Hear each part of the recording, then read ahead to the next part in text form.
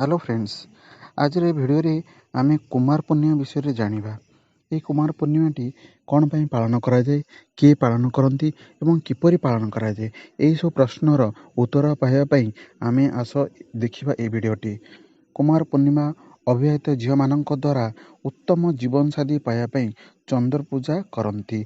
झील माने विभिन्न फल फूल यथा नड़िया, जह्नी, कदली, आखु, काकुड़ी इत्यादि फल एवं कई फूल सूर्य को एवं राति रे चंद्र को अर्पण करी पूजा करती। कारण कई फूल चंद्रंकर अति प्रिय फूल होता है। नवविवाहित महिला माने मध्य कुमार पूर्णिमा पालन करती एवं निज जीवन साथी पाई दीर्घ जीवन कामना करने को चंद्र पूजा करिथांती।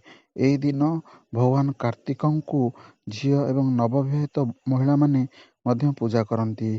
कारण भगवान कार्तिक बहुत सुंदर भाव विवेचना करा जाए, तेणु से माने कार्तिक परी सुंदर स्वामी पाइबा ପାଇଁ कार्तिक को पूजा करिथांती। एही दिन नवविवाहित महिला पादरे अलता लगाई नुआ शाढ़ी पिंधि चंद्र पूजा करिथांती। अलता हेउची सौभाग्यवतीर सिंबल होता है।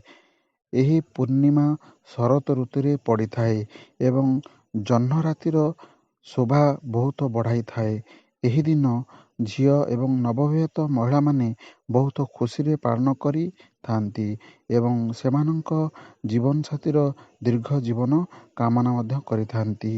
If you like this, please spread the knowledge and give comments. If any addition or changes required, share it with your friends.